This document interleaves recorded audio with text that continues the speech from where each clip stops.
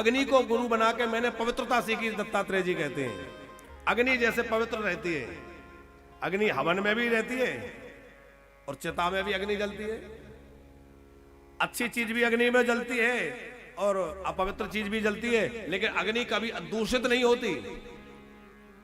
उसी प्रकार साधक जो है वो अच्छे लोगों में रहे, कभी कुसंग भी मिल जाए, कभी कैसे भी लोग मिले, पर उनका रंग अपने ऊपर ना चढ़ने दे, वो अपने भाव में रहे और पवित्रता के साथ रहे, अपने मन को पवित्र रखे, वो साधक है।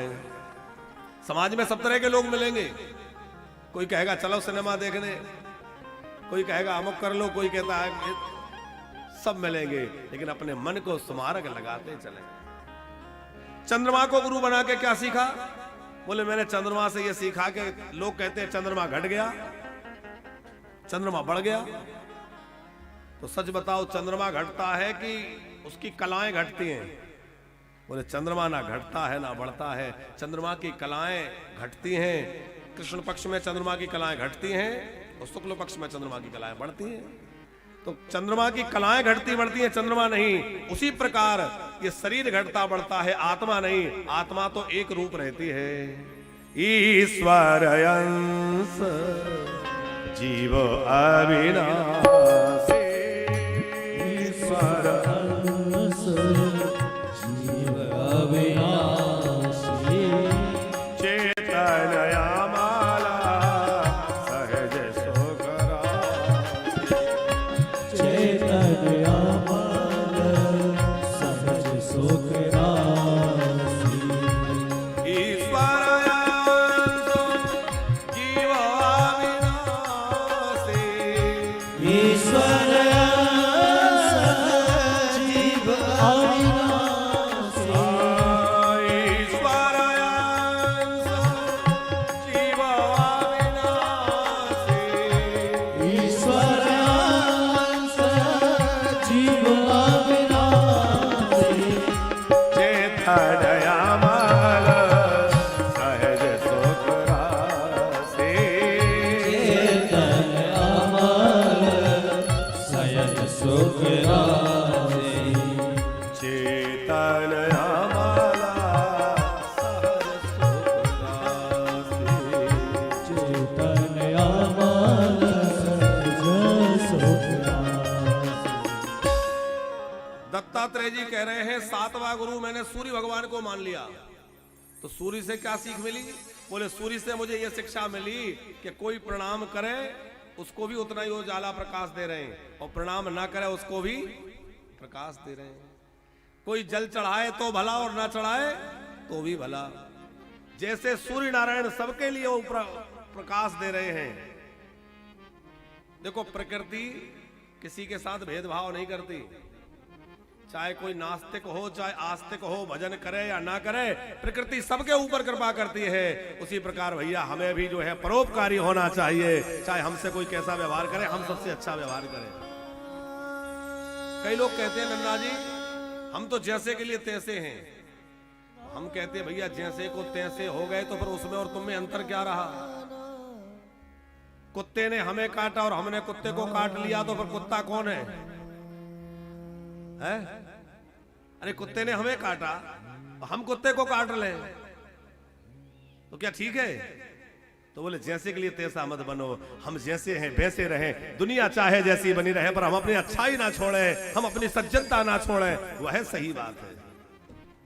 कोई कितना भी दुर्जनता करता रहे, पर हम अपनी सज्जनता। वो आपने सुना होगा, एक महात्मा जी नदी किनारे बैठे थे, उन्होंने देखा एक बिच्छू बह के जा रहा है। उन्हें दया आ गई, उन्होंने तुरंत हाथ ऊपर किया, हाथ पे उठाया और बिच्छू ने डंक मार दिया जैसे हाथ पे आया, और डंक मारा तो हाथ हिला, बिच्छू फिर गिर गया। उन्होंने तकलीफ तो हुई, लेकिन दोबारा हाथ डाल दिया, फिर बिच्छू को उठाया, फिर डंक मार दिया। 4 बार डंक मार चुका। कोई खड़ा था, उसने कहा ये महात्मा पागल है, अरे जब बिच्छू डंक मार रहा है तो क्यों उठा रहा? बहने दो, मरने दो। महात्मा जी ने कहा कि देखो वो अपना काम कर रहा है, मैं अपना काम कर रहा हूं। उसका काम है कि जो उसको छुए उसको डंक मार दे, और मेरा काम है बहते हुए को बचाना। भैया दुखी को सहायता करना हमारा महात्माओं का काम है। हम अपना काम करें। तो कोई आपको कितने भी डंक मारे, दुनिया में कई तरह के डंक मिलेंगे, लेकिन हम अपनी सज्जनता ना छोड़ें। हम तो सबको लेके चलें, भैया तुम अपना काम करो, हम अपना काम करें। सूर्य भगवान से मैंने परोपकार की शिक्षा ली। श्री दत्तात्रेय जी कहते हैं मैंने कबूतर को गुरु बनाया। बोले कबूतर भी गुरु होता है? कबूतर से क्या सीखा?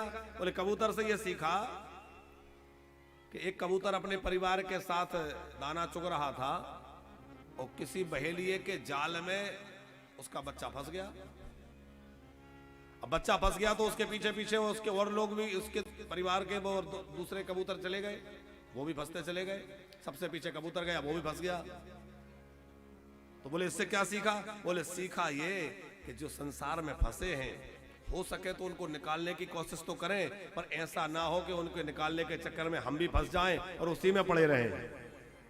यदि हमारे समझाने से लोग समझ जाएं और निकल जाएं तो अच्छा है, और ना निकले तो भैया खुद तो कम से कम अपना कल्याण कर लो, खुद निकल के अपना मार्ग प्रशस्त करके भगवान के भजन में लग जाओ। ये दुनिया तो ऐसे ही है, ये चलती रहेगी, लेकिन हमें भगवान के भजन में लग जाना है।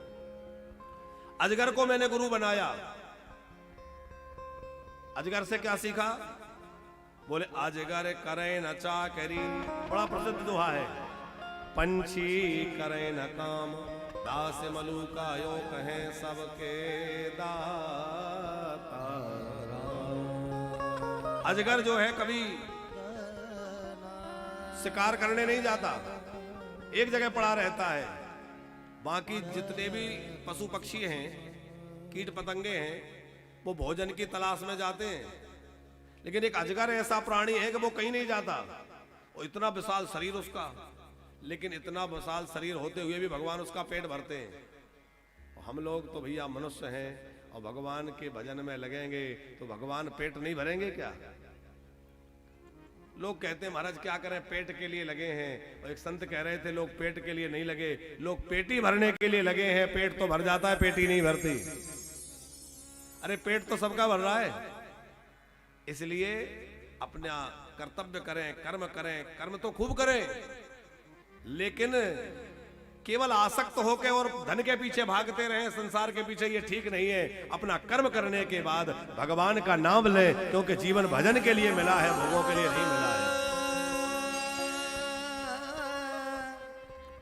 समुद्र को गुरु बनाया। समुद्र से क्या सीखा? बोले समुद्र से यह शिक्षा ली कि कितनी भी जोर की वर्षा आ जाए, कितना भी भारी नदियों में बाढ़ आ जाए, पर आपने कभी सुना है कि समुद्र में बाढ़ आ गई? समुद्र में बाढ़ नहीं आती।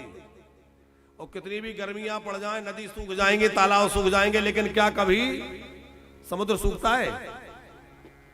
गर्मियों में समुद्र सूखता नहीं है और बरसात में समुद्र खोलता झलकता नहीं है। उसी प्रकार दुख आने पे व्यक्ति घबराए ना और सुख आने पे ज्यादा हर्षित ना हो, एक समान स्थिति में रहे, वो साधक है। हम लोग थोड़ी सी खुशी आ जाए फूले नहीं समाते, और थोड़ी सी परेशानी आ जाए तो सर पकड़ के बैठ जाते हैं। ऐसा नहीं। साधक कैसा हो? बोले बड़े से बड़ी परिस्थिति में भी मुस्कुराता रहे और बड़े से बड़ी संपत्ति में भी अभिमान रहित होकर के सहज बना रहे, वह भगवान का भक्त है, वह साधक है। एक समान हालत में रहे। अरे भाई संतों की मौज है, अब मुझे मेरी मस्ती कहां लेके आई कि संतों की मौज बड़ी निराली होती है। बड़ा सुंदर भाव है एक संत का, मुझे मेरी मस्ती कहां लेके आई, मुझे मेरी मस्ती कहां लेके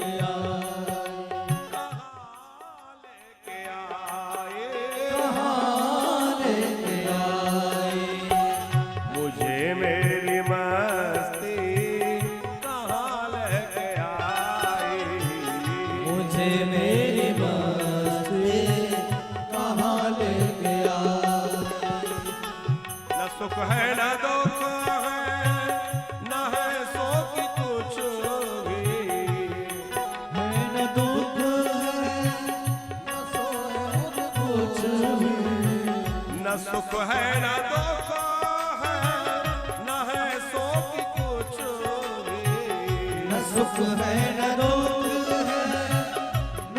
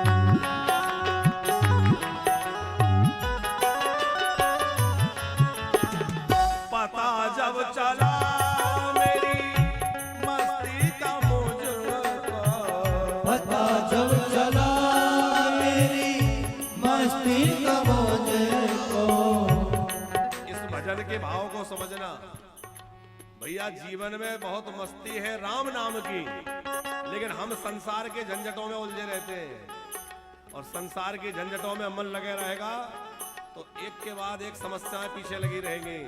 लेकिन यदि हम संसार से मन हटा के गोविंद में लगा लेंगे तो जीवन हमेशा मस्ती में डूबा रहेगा, आनंद में डूबा रहेगा।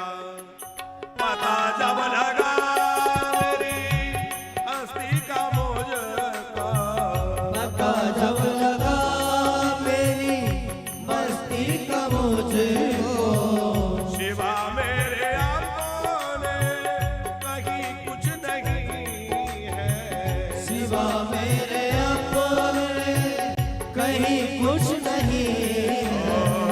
मुझे मेरी मस्ती कहाँ लेके आई, मुझे मेरी मस्ती कहाँ लेके आई, ओ कहाँ लेके आई, ओ कहाँ लेके आई, मुझे मेरी मस्ती कहाँ लेके आई, मुझे मेरी मस्ती कहाँ लेके आई, मुझे मेरी मस्ती कहाँ लेके आई, कहाँ लेके आई, कहाँ लेके आई, कहाँ लेके आई। सभी में सभी में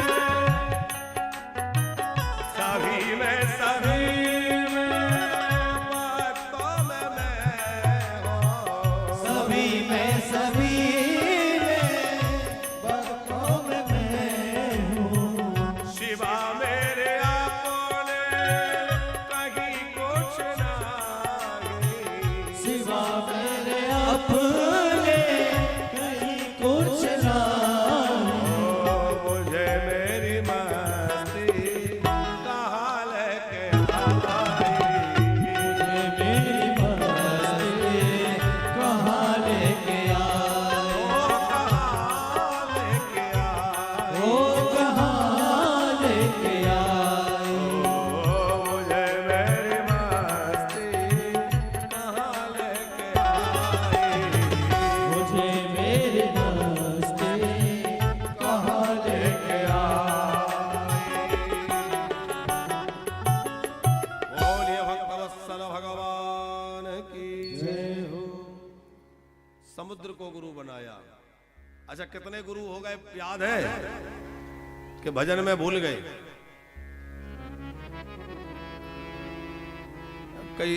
कोई कथा वाले महाराज जी कह रहे थे कि कथा के बाद लोग खड़े होकर के कपड़े झड़ाते हैं, ऐसे कुछ सीख के समझ जाना है। 11वें गुरु, 10 गुरु हो गए थे, 11वां गुरु श्री दत्तात्रेय जी ने बनाया पतंगा को। पतंगा माने आपने देखा होगा, दीपक जल रहा हो, कोई जोत जल रही हो तो पतंगे आते हैं उस अग्नि की ओर, लो देख करके आते हैं ना, दीपक देख के, अग्नि को देख करके पतंगे उसकी ओर भागते हो, क्योंकि उनको अग्नि का वह दहकता रूप इतना अच्छा लगता है तो उस रूप के पीछे पागल होकर भागते हैं। और जैसे ही अग्नि में जाते हैं जल के भस्म हो जाते हैं, पंखे जल जाते हैं, तड़पते रहते हैं, मर जाते हैं। होता है कि नहीं? तो बोले जैसे सुंदर अग्नि की ज्योति को देखकर उस रूप के पीछे पतंगा पागल होकर जाता है लेकिन जल के भस्म हो जाता है, वैसे ही सुंदर रूप को देख के जो उसके पीछे भागता है वो भी जल के समाप्त हो जाता है भैया। इसलिए रूप के पीछे पागल ना बने। यदि रूप के पीछे पागल बनना है तो सबसे बढ़िया रूप किसका है? बोले हमारे कन्हैया का रूप बढ़िया, उससे बढ़िया रूप किसी का नहीं है। 13वां गुरु बोले मैंने हाथी को बनाया। तो हाथी से क्या सीखा? बोले हाथी से मैंने ये शिक्षा ली कि जंगल में मदमस्त हाथी हो, बड़ा बलवान हाथी, किसी से बस में नहीं हो सकता। अब उसको पकड़ना है तो लोग क्या करते हैं? बड़ा भारी गड्ढा खोदते हैं, उसके ऊपर कुछ ऐसे घास बिछा देते हैं ताकि वो गड्ढा समझ में ना आए, और गड्ढे के दूसरी ओर या गड्ढे के पास में एक लकड़ी की हथनी बना के खड़ी कर देते हैं। वो हाथी उसको हथनी समझ करके और उसके पास दौड़ के जाता है स्पर्श सुख के लिए, और जैसे वो घास के ऊपर पैर पड़ता है गड्ढे में गिर जाता है, कई दिनों तक भूखा प्यासा पड़ा रहता है, कमजोर हो जाता है, लोग रस्सियों में साकड़ों में बांध लेते हैं। तो बोले जंगल में रहने वाला मदमस्त इतना बलवान हाथी, पर वो स्पर्श सुख के चक्कर में भागा, आखिर बंधन में पड़ गया और बंध गया। उसी प्रकार जो संसार के सुखों के स्पर्श सुख के पीछे भागेगा, वो हाथी की तरह भैया बलवान होते हुए बंधन में पड़ जाएगा। इसलिए सुखों की चाह छोड़ के भगवान के नाम में लग जाओ। हिरण को गुरु बनाया। हिरण से क्या सीखा? बोले हिरण को पकड़ने के लिए जब बहेलिया जाता है, शिकारी जाता है, तो हिरनी को बांसुरी की धुनी बड़ी अच्छी लगती है, तो बड़ी प्यारी के चक्कर में, संगीत सुनने के चक्कर में रहे, तो उसको भी बंधन में पड़ना पड़ता है। इसलिए भैया सुनना हो तो क्या सुने? बोले भगवान की कथा सुने, भगवान के भजन सुने, भगवान का नाम सुने, फालतू की संसार की चर्चा ना सुने और विषय गीत ना सुने। एक मधुमक्खी को गुरु बनाया दत्तात्रेय जी कहते हैं मैंने। मधुमक्खी से क्या सीखा? बोले मधुमक्खी अलग अलग पुष्पों में से थोड़ा थोड़ा रस लेके आती है, तमाम जगह घूमती है, थोड़ा थोड़ा रस लेके आती है और छत्ते में लाके इकट्ठा करती रहती है, खाती नहीं है। क्यों? उसका भाव है कि इकट्ठा कर लूं, जोड़ के रख लूं। अब इकट्ठा करती जाती, इकट्ठा करती जाती। आपने देखा है ना, मधुमक्खी छत्ते में सहज इकट्ठा कर लेती है, खुद नहीं खाती, इकट्ठा करके रखती है, और बाद में कोई मधुमक्खी को हटा करके, उसको मार करके, भगा करके और सारी शहद ले जाता है। तो बोले जो ज्यादा जोड़ जोड़ के रखता रहता ना मधुमक्खी की तरह, और थोड़ा हो जाए, थोड़ा और हो जाए, थोड़ा और हो जाए, वो ना खुद खाता है ना बच्चे खा पाते, कोई तीसरा आता है सब लूट ले जाता है। इसलिए भैया भगवान ने जो दिया है प्रेम से खाओ और आनंद से रहो। धन की 3 गतियां कही है शास्त्रों में। उत्तम गति है, श्रेष्ठ गति है दान करना, उसको अच्छे कामों में लगाओ। जैसे हमारे दीपू भैया लगा रहे हैं, हमारे नन्ना जी, तो आप लोग जो है दया सागर जी, धन का सदुपयोग हो रहा है कि नहीं? कितने हजारों लोग बैठ के कथा सुन रहे हैं, टेलीविजन पे लाखों लोग सुन रहे हैं और इतना उत्सव हो रहा है। तो अपने धन का पहला उपयोग क्या है? बोले सत कामों में लगा दो। धन की 3 गतियां, पहला दान, दूसरा उपभोग, अपने उपभोग में लगा लो। बढ़िया अपने लिए सुख सुविधा के साधन। जो अपने धन का ना दान करता है ना उपयोग करता है, उसके धन की तीसरी गति हो जाती है, अर्थात वो नाश हो जाता है। कोई तीसरी उसका आनंद लेता है फिर। तो मधुमक्खी से मैंने सीखा कि ज्यादा संग्रह के चक्कर में नहीं पड़ना है। मछली को गुरु बनाया। मछली से क्या सीखा? बोले मछली पकड़ने वाला व्यक्ति लोहे के तार में कुछ खाने की चीज लगा के पानी में डालता है, वो बेचारी उसको खाने के चक्कर में फंस जाती है, तड़प तड़प के मर जाती है। उसी प्रकार जो ज्यादा स्वाद के चक्कर में पड़ेगा ना, ये जीव जो है ये आपको बंधन में डाल देगी। इसलिए इस रसना के, इस जीव के चक्कर में ज्यादा नहीं रहना है। रसना से क्या करना है? बोले रसना से तो राम राम रटो, भगवान का नाम लो। जीव जो है वो स्वाद लेने के लिए नहीं है, जीव भगवान का नाम लेने के लिए है। कहते हैं मैंने एक वेश्या को भी अपना गुरु बनाया, दत्तात्रेय जी कहते हैं।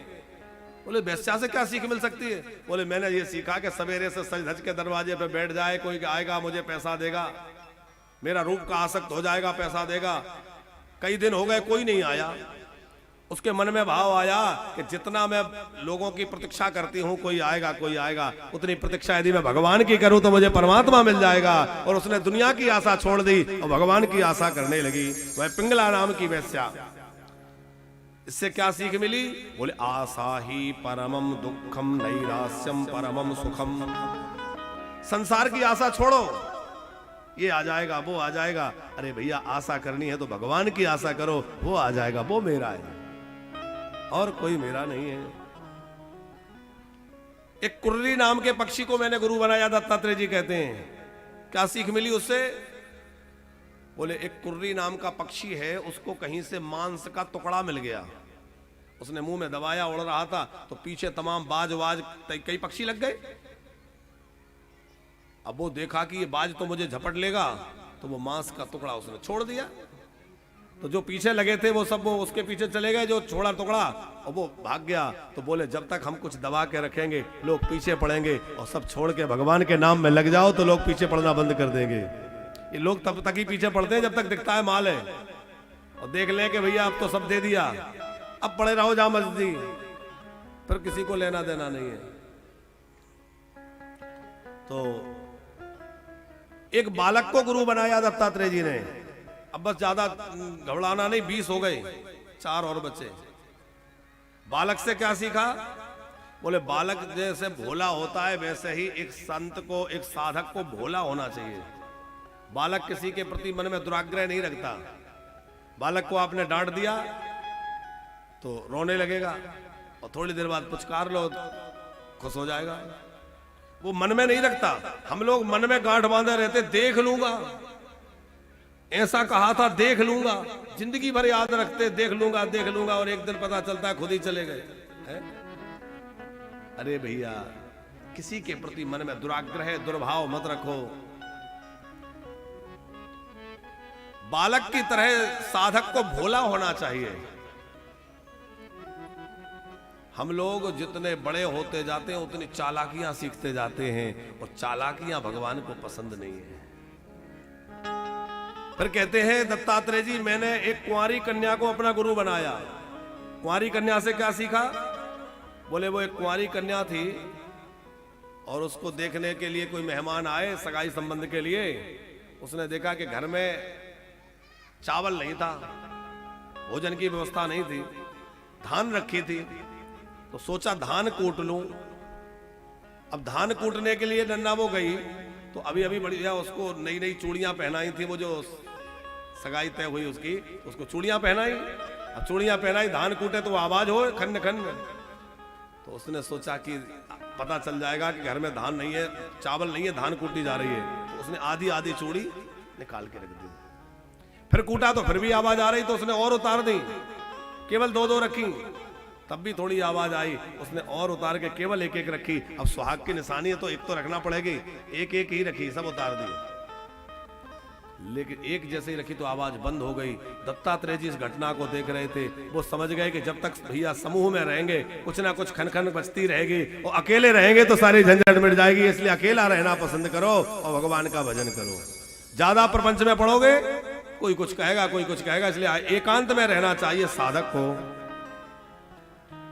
एक लोहार जो लोहे के औजार बनाता है, दत्तात्रेय जी कहते मैंने उसको भी अपना गुरु मान लिया। उससे क्या सीख मिल गई? बोले मैंने देखा सड़क के किनारे वो अपनी धौंकनी लगा के औजार बना रहा था, लोहा तपा तपा के, और वहां राजा की सवारी निकली। थोड़ी देर बाद कोई आया, उसने पूछा कि क्यों भैया यहां से सवारी निकली? वो लोहार बोला मुझे नहीं पता। क्यों, तुम तो यहीं थे? बोले था तो यहीं, पर मैंने उधर देखा नहीं, मैं तो अपने काम में लगा था। बोले एकाग्रता उस जैसी हो कि क्या निकल रहा है, क्या हो रहा है। वो एक दिन हमने राजा जनक का प्रसंग सुनाया था ना, याद है आप लोगों को? राजा जनक के यहाँ कोई आया कि आप एकाग्रता कैसे रखते हैं? उन्होंने कहा ये तेल का भरा हुआ कटोरा ले जाओ और पूरे महल के चक्कर लगा के आओ, फिर बताऊंगा। तेल झलकना नहीं चाहिए। अब वो तेल का कटोरा लेके व्यक्ति गया तो पूरा ध्यान उसी पे कि तेल गिर ना जाए, तेल गिर ना जाए। और लौट के आया तो राजा ने पूछा अच्छा ये बताओ तेल तो नहीं झलका? बोले नहीं नहीं। अच्छा रास्ते में क्या क्या मिला? कोई बाजार, दुकान, कितने लोग? बोले वो मैंने कुछ नहीं देखा। क्यों? बोले मेरा ध्यान तो ये था कि तेल ना झलक जाए। अरे बोले इतना बाजार सजा था, इतने लोग थे, कोई नहीं देखा? बोले मैंने कुछ नहीं देखा, बस इसी को देखता रहा। बोले जैसे तुम्हें ये डर था ना कि तेल गिर ना जाए, ऐसे ही मैं ध्यान रखता हूं कि भगवान का ध्यान छूट ना जाए। तो मुझे और कुछ नहीं दिखता, केवल भगवान ही दिखते हैं, उन्हीं के ध्यान में लगा रहता हूं। जब भगवान में हमारा ध्यान लग जाएगा तो हमें दुनिया में क्या चल रहा है, कौन क्या कर रहा है। अभी हम लोग बहुत ध्यान रखते हैं। रात को 2 बजे पड़ोसी के यहाँ गाड़ी आई, क्या बात है? उसके यहाँ ऐसा हो रहा था, क्या हो गया? अरे दूसरों की दुनिया में मत झांको भाई, अपनी दुनिया में जियो और मौज में जियो, आनंद लो। दुनिया में क्या हो रहा है, क्यों चक्कर में पड़ते हो? अपने मौज में रहो, नाम जपते रहो, प्रेम से आनंद लो। फिर बोले मैंने जो है एक सर्प को गुरु बनाया। सर्प से क्या सीखा? बोले सर्प कभी झुंड में नहीं रहता, अकेला घूमता है। ऐसे ही जो साधक है, ये बात व्रतों के लिए है। हम लोग गृहस्थ हैं, हमें तो संसार में रहना पड़ता है, पर मन से एकांत में रहें। मन से ज्यादा प्रपंच मन में ना रखें। संसार में कैसे रहे नन्ना जी? जैसे जल में नाव रहती है। अच्छा, नाव पानी में रहती है वो तो बहुत अच्छी बात है, नाव की उपयोगिता ही पानी में है। पर पानी के अंदर नाव के अंदर पानी आ जाए तो डूब जाएगी। बोले नाव पानी में रहे बहुत अच्छी बात है, लेकिन नाव में पानी ना रहे। उसी तरह हम संसार में रहें पर संसार हमारे अंदर ना रहे। जिस दिन संसार हमारे अंदर आता है तो हमारी जीवन नैया भी डूबने लगती है। इसलिए हम संसार में तो रहे पर संसार हमारे अंदर ना आने पाए। मकड़ी को गुरु बनाया। बोले जिस प्रकार मकड़ी जो है जाला बुनती है, उसी में घूमती है, बाद में उसको अपने में निगल जाती है, ऐसे ही भगवान अपनी माया से सृष्टि को बनाते हैं, उसमें लीला करते हैं और बाद में उसका लय कर देते हैं। और 24वां गुरु एक भृंगी नाम के कीट को बनाया। इससे क्या सीखा? बोले भृंगी कीट जो होता है उसकी परंपरा जो बढ़ती है आगे, तो वो हम लोगों जैसे बच्चे नहीं उसके होते। तो बोले भृंगी कीट दूसरे कीड़ों के बच्चों को उठा लाता है। दूसरे किसी भी कीड़े के बच्चे को उठा लाया और उसके पास में बैठ के अपना भिन्न भिन्न भिन्न भिन्न करता रहता है। और रात दिन उसका चिंतन करते करते वो जो कीड़े को लाया था वो भी भृंगी बन जाता है। तो बोले जैसे भृंगी के चिंतन से दूसरा जीव भी भृंगी बन गया, उसी प्रकार भगवान के चिंतन से हम लोग भी भगवान के स्वरूप को प्राप्त कर लेंगे। इसलिए भैया निरंतर भगवान का ध्यान करो, भगवत चिंतन में लगे रहें। 24 गुरुओं का वृतांत हुआ।